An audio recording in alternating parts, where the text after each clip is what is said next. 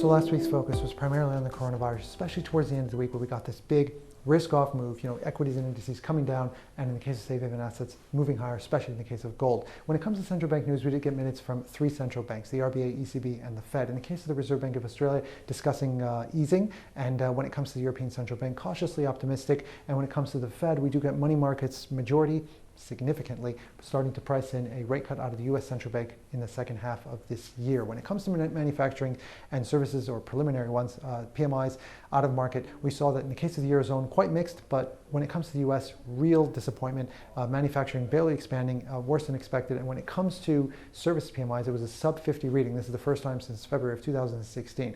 Now, in the case of oil, we do have a report out of the Wall Street Journal on Friday saying that Saudi Arabia is reconsidering its alliance with Russia. Should that be the case, and that would have real ramifications for oil prices moving forward.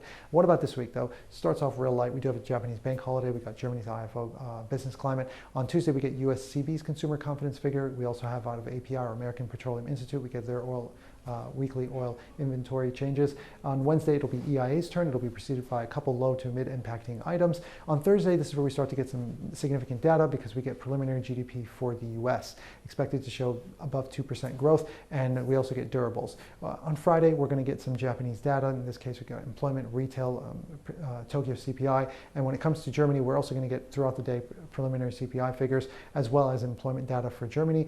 US, there will be trade, there will be Chicago PMI, and out of Canada, we will get GDP for the month. However, normally on Saturday, there isn't much going on, but in this case, we do get Chinese manufacturing and services PMIs of crucial importance, given all that's been happening as of late.